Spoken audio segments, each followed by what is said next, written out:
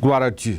Nous sommes très reconnaissants au Seigneur pour ce temps de la grâce et nous prions que ce soit un moment de révélation dans sa sainte présence au nom de Jésus. Alors je vous invite à vous incliner dans la prière avec moi. Prions. Papa, nous voulons te célébrer.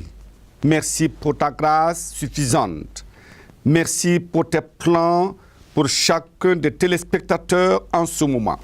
Merci parce que nous savons que sans toi, nous ne pouvons rien faire. Mais avec toi, nous remportons la victoire. Nous prions que ces moments soient des moments de grande révélation dans ta présence au nom de Jésus. Père, merci pour la réponse. Au nom de Jésus, nous avons prié. Amen. Merci beaucoup d'être là. Et aujourd'hui, nous voulons considérer ce message intitulé « Dompter les problèmes et les transformer en clés de succès ». Dompter. Dompter les problèmes et les transformer en clés de succès. Vous voyez, dans le monde, il y a des problèmes. Et le monde, c'est le problème. Vous voyez, c'est pour ça. Nous ne pouvons pas être dans ce monde en voulant qu'il n'y ait pas de problème. Non. Mais les problèmes ont besoin d'être domptés. Voilà pourquoi nous considérons ce message. Et nous prions que Dieu nous amène à la compréhension et à la sagesse afin de dompter les problèmes et en faire des clés de succès. Jérémie chapitre 1, le verset 11. Jérémie chapitre 1, verset 11. La parole de Dieu nous dit ceci. La parole de l'Éternel me fut adressée en ce mot. Que vois-tu, Jérémie? Je répondis, je vois une branche d'amandier. Question très pertinente. Jérémie, que vois-tu? Il dit, je vois une branche d'amandier. Et l'Éternel me dit, tu as bien vu, car je veille sur ma parole pour l'exécuter. Je veille. Ça, c'est une grande assurance que nous avons en tant que croyants, que les promesses de Dieu sont oui et amen, et que Dieu est là pour veiller et accomplir les promesses qu'il fait en notre faveur.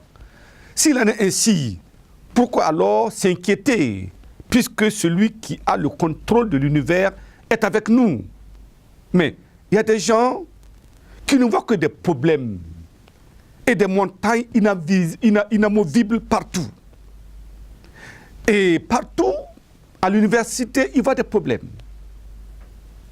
Dans les établissements primaires, il voit des problèmes. Secondaires, il voit des problèmes. Dans les champs, il voit des problèmes. Au travail, les gens voient les problèmes. Dans la société, c'est des problèmes. Et tout le monde dit, mais qu'est-ce que nous allons faire? Oui, ces problèmes sont là pour être domptés. Et voilà pourquoi c'est important de comprendre que ce que nous voyons est décisif, important pour la suite des temps. Si nous ne voyons que les problèmes seulement et non des opportunités, alors nous avons mal vu. Mais je prie que nous voyons les problèmes comme étant des opportunités pour laisser éclater la gloire de Dieu. Voilà pourquoi nous allons considérer ce message en 3 points. Premièrement, s'assurer de la vision de Dieu pour sa vie. Important. Ce que nous voyons va déterminer ce que nous serons. Mais nous devons nous assurer de la vision que Dieu a pour nous. Deuxième chose que nous allons considérer aujourd'hui, c'est s'appuyer sur le Seigneur et dompter ses problèmes. S'appuyer. Voyez, si nous nous appuyons sur nous-mêmes, ou nous nous appuyons sur les grands, les problèmes sont plus grands que les grands. Mais si nous nous appuyons sur Dieu, nous allons être capables de dompter nos problèmes. Troisième chose, avant que nous nous prions, nous allons voir s'attirer la faveur divine par la foi inflexible. Comment on peut s'attirer la faveur divine à travers la foi inflexible. Ce qui manque dans ce monde, c'est la foi. Dieu s'attend à ce que nous puissions croire que c'est lui le créateur de l'univers et qu'il ordonne et la chose vient comme s'il existait déjà. C'est ça sa puissance. Et nous nous appuyons sur ses promesses et nous permettons à Dieu de réaliser le miracle dans notre vie. Alors, des choses merveilleuses se feront au nom de Jésus. Premier point, s'assurer de la vision de Dieu pour sa vie. Alors, regardons dans Ésaïe, chapitre 40. Ésaïe, chapitre 40. Nous lisons le verset 31. Ésaïe, chapitre 40. Nous lisons le verset 31. Il dit, mais ceux qui se confient en l'Éternel renouvellent leur force. Ils prennent le vol comme les aigles. Ils courent et ne se lassent point. Ils marchent et ne se fatiguent point. Voyez, s'appuyer sur l'Éternel. Les adolescents se fatiguent et se lassent. Les jeunes gens chancellent. Mais ceux qui se confient en l'Éternel renouvellent leur force. Je prie que le renouvellement de Dieu vienne dans notre vie, comme nous espérons en lui, au nom de Jésus. Voyez, quand vous prenez le petit de l'aigle,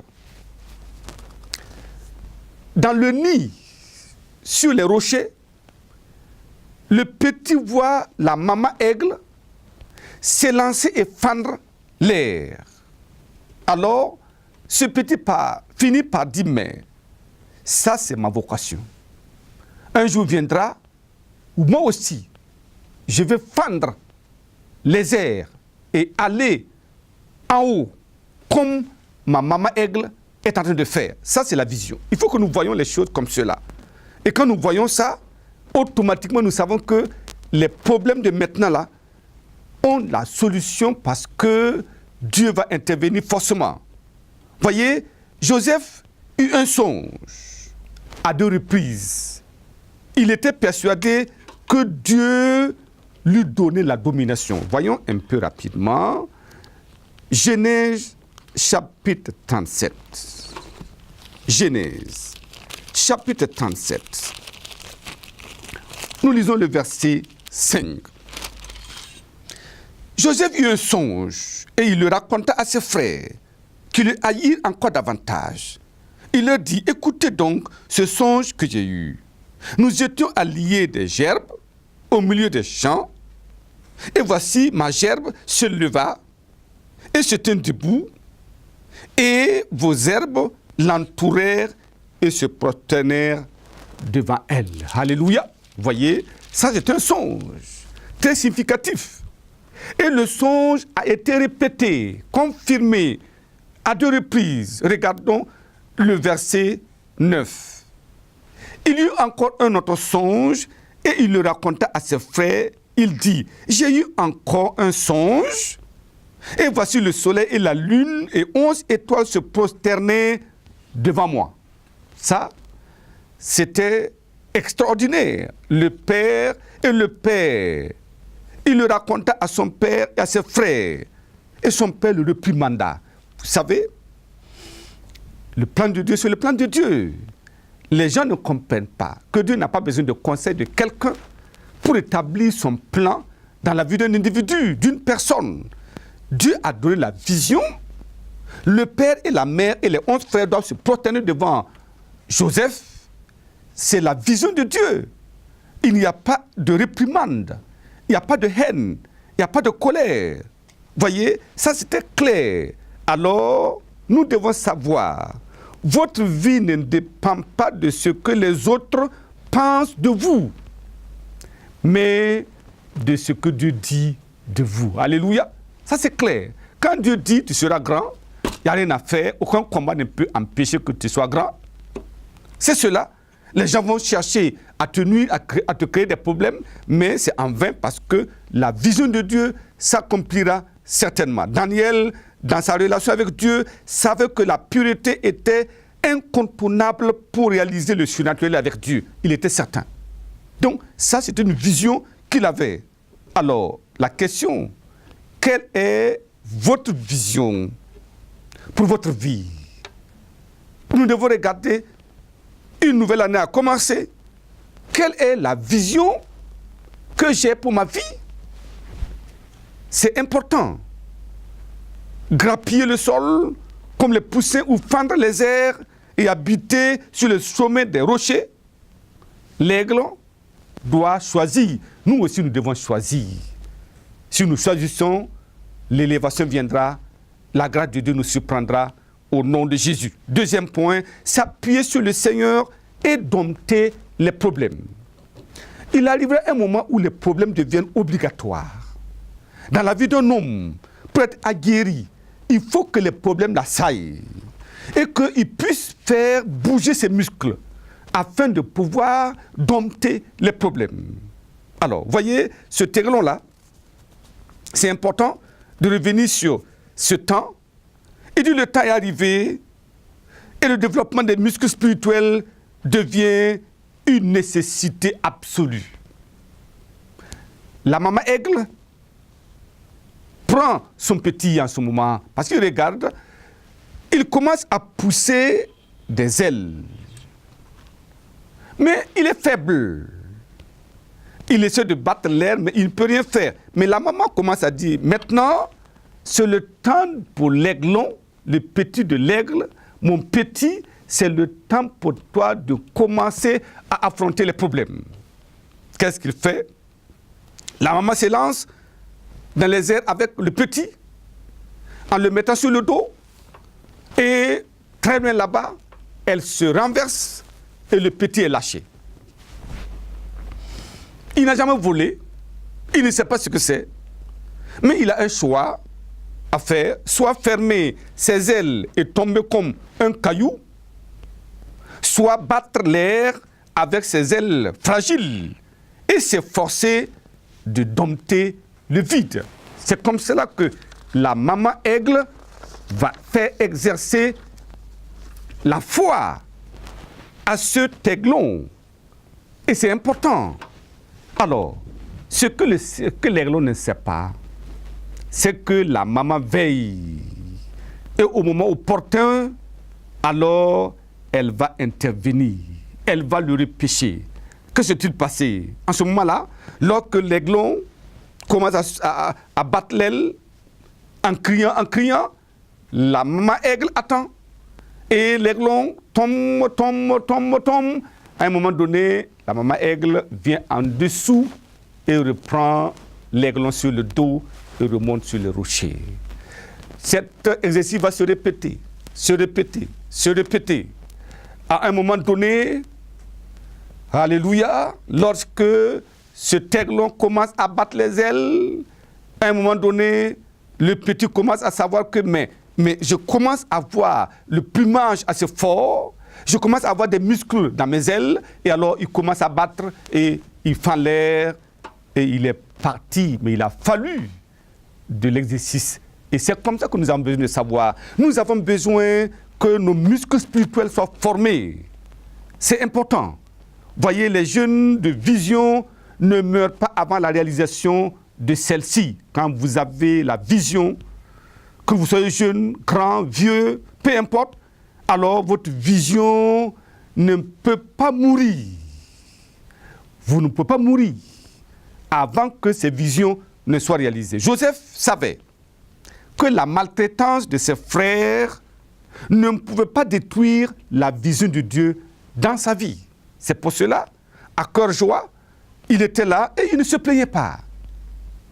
Joseph savait que la femme de Potiphar était trop impudique pour un jeune visionnaire, un jeune dominateur, et que la maison de son maître était trop petite pour être la destination finale de celui qui doit régner sur l'Égypte tout entier.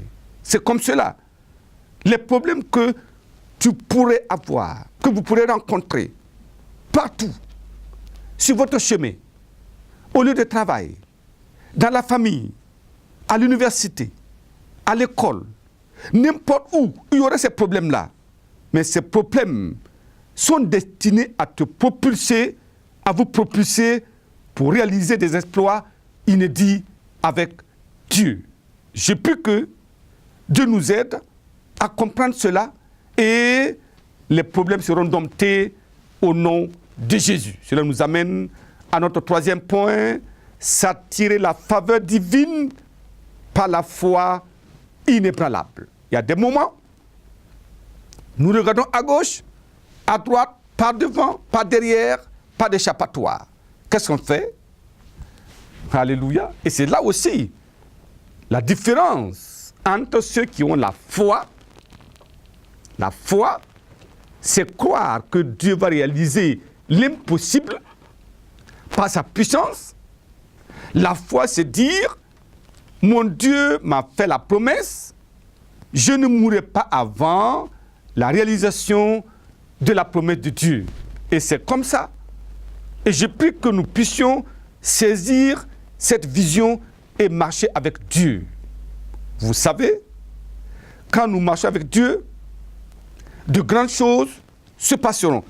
Genèse chapitre 37. Nous lisons le verset 19. Genèse 37, verset 19. Il nous dit là-bas, il se dit l'un à l'autre, voici le faiseur des songes qui arrive. Venons, maintenant, tuons-le, jetons-le dans la citerne, dans une des citernes. Nous dirons qu'une bête féroce l'a dévoré. Nous verrons ce que deviendront ces songes. Alléluia. C'est comme ça. Les jaloux périront toujours, mais ceux qui ont la foi permettent à Dieu de réaliser l'impossible dans leur vie. Et je prie qu'il en soit ainsi au nom de Jésus. Très clair. Voyez, la fidélité et la confiance en Dieu est une puissance qui renverse les montagnes. Oui. Y a-t-il une montagne dans votre vie? Regardez la main de Dieu plus puissante que cette montagne. Et la montagne se déplacera. Devant ses frères qui le jetèrent dans la citerne, Joseph s'en remettait à qui? À Dieu. C'est tout. Ce qu'il savait, il savait une chose, un jour viendra où ses 11 frères, son père et sa mère vont se prosterner devant lui. C'est tout. Devant les difficultés, gardez la vision de Dieu. Vous ne pourrez pas mourir avant la réalisation de cette vision-là. Joseph s'en remettait à Dieu et il est sorti de la citerne. Comment? Dieu le sait. Alors, vendu aux Amalécites, Joseph savait que les ennemis de la lignée d'Isaac ne pouvaient rien faire, n'avaient aucun pouvoir sur l'homme de la vision. Ce n'est pas possible. Il avait la domination, rien à faire, vendu comme esclave. Il sait qu'il n'est pas esclave. Alléluia. Ça, c'est la foi. Et les Amalécites ont revendu Joseph à Potiphar. La maison de Potiphar était indigne pour celui qui doit régner sur toute la nation d'Égypte. Vous voyez, c'est cela. Il est arrivé dans cette famille un père accueillant, une femme impudique. Elle a vu le beau visage de Joseph. Elle a dit, couche avec moi. Elle ne comprenait pas le langage de Dieu et le langage de la foi. Joseph regardait au trône et cette femme regardait au péché. Voyez, quand vous n'avez pas la même destination, la même direction dans votre vision, vous ne vous rencontrez pas. J'ai pris que nous puissions comprendre que nous allons au ciel. Il y a d'autres qui ne vont pas au ciel. Nous ne pouvons pas nous croiser. C'est comme ça la foi que nous devons mener. Et on a jeté Joseph en prison. parce que la femme avait menti. Mais Joseph savait que la prison n'était seulement qu'une connexion que Dieu a préparée pour atteindre le sommet de l'État. C'est tout. Il s'est dit, mais dans cette prison, est-ce que cette prison peut me garder là? Non. Gloire à Dieu. Ça, c'est la foi inflexible.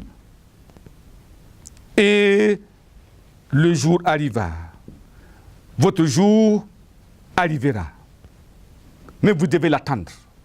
C'est comme cela. Et le jour arriva. En ce jour-là, seul celui qui avait ou qui était connecté au Dieu du ciel pouvait trouver la solution aux problèmes insolubles des hommes.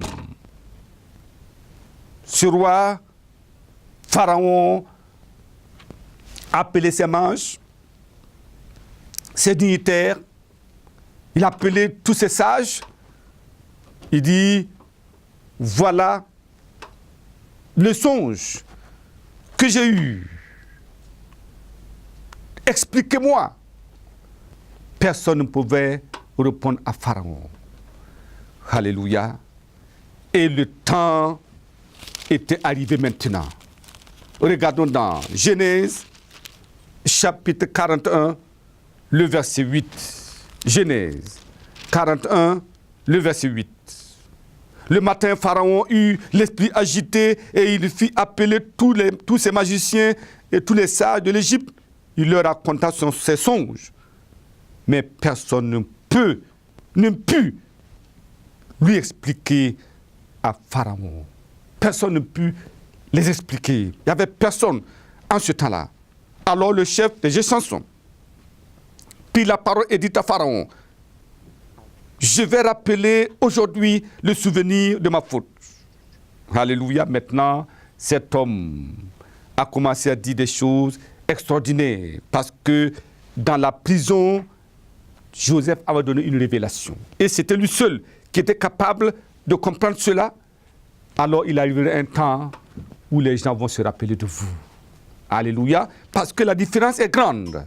C'est comme cela. En ce moment-là, la prison ne pouvait plus retenir longtemps le jeune homme qui avait l'esprit du Dieu saint. Je prie que nous puissions coopérer avec Dieu et Dieu fera de grandes choses avec nous au nom de Jésus. Genèse chapitre 41.